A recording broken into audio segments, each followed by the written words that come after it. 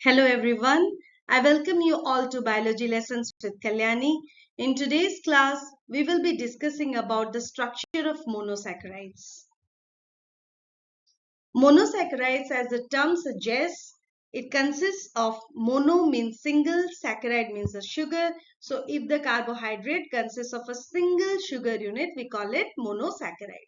So when you hydrolyze a monosaccharide, you do not get any further hydrolysis product, or it cannot be hydrolyzed into simpler sugars, right? Now the structure of monosaccharide, it consists of the carbon atoms which are linked together by single bonds, and it is unbranched in nature.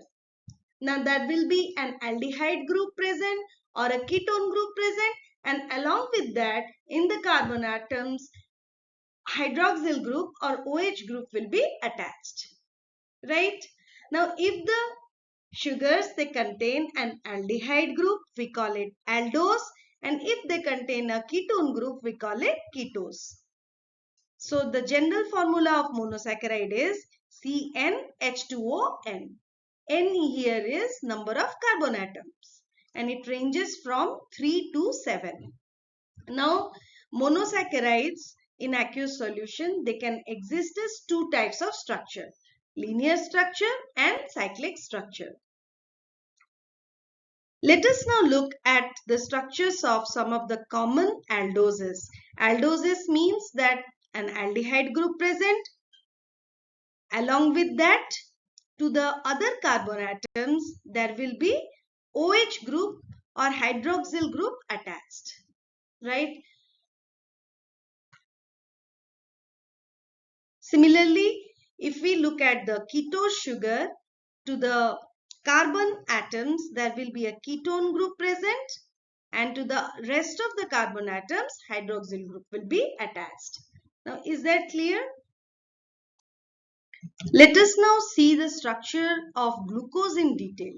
Glucose is an example of hexose sugar. So, how we can write the open chain structure? Start by putting 6 carbon atoms. Join them by single bonds. To the first carbon, attach the aldehyde group. Why? Because glucose is an aldose sugar. Now, to the other carbon atoms, you will attach the hydroxyl group, right? Now, the catch is all the OH groups, they will be present on the right side except for carbon atom 3, in which the OH group is on the left, right? So C3 will have OH on the right, on the left, and all others will have the OH on the right side. Clear? So this is the linear structure of glucose. This type of representation is called as Fischer projection, right? Now what happens in aqueous solution, the C5 or the C4, the OH groups present in them can attack the C1 carbon which has the aldehyde group. Now if the C5 OH group attacks the C1 carbon, then we get a 6-membered ring structure which is called as the pyranose structure, right? Now what happens? The lone pair present in the OH oxygen that attacks the C1 carbon. So as a result of that, you will get a bond between the C1 and C5, C1 and C5. This will lead to the formation of hemiacetal. The double bond O here becomes OH, right? Rest all remain same, right? So this hemiacetal can convert into a ring type structure. This resembles the 6-membered pyrene structure, hence it is called as pyranose, right? Now don't get confused by this 6-membered ring structure. It's very simple to make it. So start by making a 6-membered ring first, okay? In the corner put the oxygen atom, and you see the bond, the oxygen is bound to the carbon 1 and C5. So put the carbon 1 on the right side and carbon 5 on the left, okay? Number the other carbon atoms. Now how do we put the H and OH? The convention is that if the OH is present on the right, we put the OH on the bottom. So see, for the second, fourth, we will put the OH on the bottom. For the third carbon, OH is on the left, so we put it on the top. Is that clear? Now, what about carbon number 5? See, carbon number 5 is attached to CH2OH and H. Now, during the hemiacetal formation, this is a bulkier group. It comes to the left side and H will come to the right side. So, H comes in the bottom and CH2OH goes to the top. Clear? Now, talk about the carbon 1. What happens here? Here, the H and OH can be present in two ways. Now, if the OH is in the bottom, that is called as the alpha form. And if the OH is present on the top, it is called as the beta form. So, these alpha form and beta form, they are interconvertible in nature and they are called as anomers. Right? I hope you are clear about the linear structure as well as the ring structure. Now, this way of representing the ring structure is called as the Hayworth projection. Is that clear? Let us now see what will happen if the C4 attacks the C1. Now, if the C4 will attack the C1, then a bond will be formed between the C1 and C4, and again a hemiacetal will be formed to this. So, this will lead to the formation of a 5-membered ring structure. This type of structure is called as furanose. Is that clear? Now, see, start by making the 5-membered structure. Put oxygen in the middle. This oxygen is attached to the C1 and C4. So, see, right hand side put the C1, left hand side put the C4. Right? Put the other carbon atoms 2, 3 and to the 4th carbon atom. See what is attached? This entire group comes here. Is that clear? Now see, again OH on the second and the second carbon atom, it is present in the right side. So it comes in the bottom. Third carbon atom present on the left side goes to the top. And again this group, this entire thing comes to the left and H goes here during the internal rearrangement. That's why H is in the bottom and this entire group comes in the top. Right? About the C1 carbon atom, again it can exist in two forms. If this OH is present in the bottom, that's called as the alpha form, and if it is present on the top, that is called as the beta form. Now again these two, alpha form and beta form, they are interconvertible in nature and they are called as the anomers. Right? So important point is that for the pyranose ring structure is a 6-membered ring and reaction takes place between the C5 and C1. And furanose structure, it is a 5-membered ring and reaction takes place between the C1 and the C4. Right? And alpha and beta, you should remember, bottom OH is present, it is alpha. Top OH is present, it is the beta. So both alpha and beta form, they are known as the anomers. Right? Both alpha and beta are known as the anomers. So how can we define anomers? Monosaccharide isomers that differ solely in configuration around the hemiacetal or the hemiketal carbon are known as the anomers, because the C1 carbon was involved in the hemiacetal formation and we have the difference only in the C1 with the orientation of H and OH, that is called as the anomeric carbon, and alpha and beta forms are known as the anomers. Both at the anomers, they can convert to each other and that process is called as mutarotation. I hope that's clear now. Next, let's see chiral centers. So what do you mean by chiral here? Chiral means Chiral means to a carbon atom, if there will be 4 type of different groups that are present, then that leads to the formation of asymmetry. So such type of carbon atoms to which different groups are attached is called as a asymmetric carbon atom or the chiral carbon atom. And because of the presence of such asymmetric carbon atom, there can be different isomers formed, and such isomers are known as enantiomers. Right?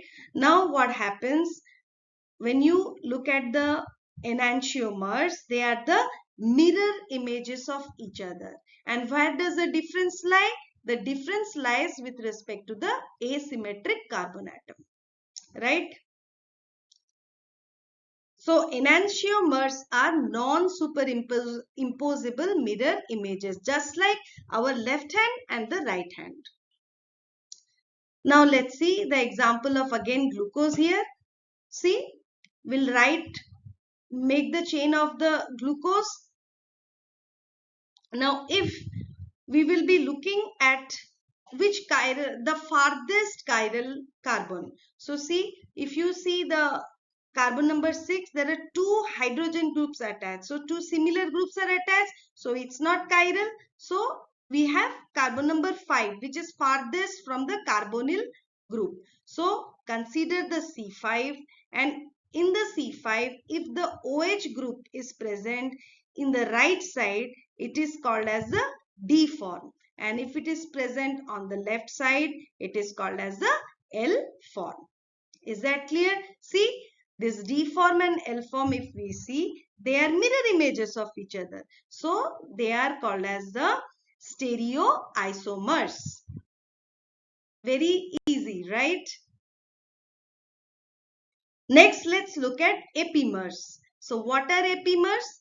Epimers are defined as 2 sugars that differ only in configuration around 1 carbon atom.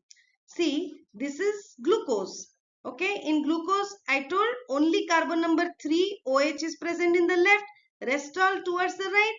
So see, in case of mannose, the carbon number 2, if you see, the OH groups comes to the left. So where does the difference lie? Only in C2. So glucose and mannose, they are examples of C2 epimers. Clear? Now let's see glucose and galactose. See, if you see all the structure, it is similar apart from carbon number 4. Carbon number 4 OH is present on the right side for glucose, and if you see galactose, it comes to the left side. So formula is same, everything is same. There is just difference in one carbon atom, right? So glucose and galactose are the C4 epimers. So epimers are the isomers that differ from each other about a single carbon atom. And don't forget what are enantiomers. They are mirror images, right? They are stereoisomers, which are mirror images, non-superimposable mirror images. The D and L forms are the enantiomers, right? There is another monosaccharide structure which we have to see in detail. That is the structure of ribose. Now we know ribose is an aldose sugar and it is a 5-carbon sugar. So how can we write the structure of ribose? Start by making the carbon skeleton. Put 5 carbon atoms. To the first carbon, put the aldehyde group. And you should remember that for ribose, the OH groups, they are present in the right side. Okay. Now, what happens in case of ribose? Either the 4th carbon or the 5th carbon, the OH group, that can attack the C1, just like your glucose. Okay. Now, if the 5th carbon, the OH group will attack the C1, then there will be a bond present between the C1 and the C5, leading to the formation of the hemiacetal. Okay. Now, as a result of this, we can have a ring structure which will resemble a 6-membered ring. So, how can we how can you write the structure? Make the 6-membered ring, put oxygen to the side, right side. Okay, now here this oxygen atom, it is connected or it is linked to the C1 and C5. Put C1 on the right, C5 on the left, mark the other carbon atoms. Now here for ribose, all the OH groups are present on the bottom side, so put them on the bottom. C5 doesn't have any OH groups, so this is the structure of the alpha ribofuranose. Okay, now here for the C1 position, you can have two options. OH is present on the bottom, makes alpha form. If it is present on the top, you get a beta form. Is that clear? Now let's see the structure of, like, if the OH present in the fourth carbon, it attacks the C1. So there will be a bond between C1 and C4 leading to the hemiacetal formation. Carbonyl oxygen gets converted to OH, right? So here what will happen? You will get a 5-membered ring structure. Okay, how can you write the structure? Make a 5-membered ring, oxygen in the middle. This is attached to C1. Put it on the right, and other side it is attached to C4. So put it on the left. So let's put the other side chains. So see, carbon 2, it will have OH in the right, so it goes on the bottom. Same for 3. And if you consider fourth carbon atom, so this, while the formation of hemiacetal takes place, this CH2OH, this entire group, it comes to the left side and this H goes to the right side. So CH2OH is in the top and H is in the bottom. Right? Now here for C1, there can be two possibilities. If the OH is present on the bottom, it is called as alpha ribopyranose. If OH is present on the top, it is called as beta ribopyranose. Again, these two are interconvertible and are anomers. Right?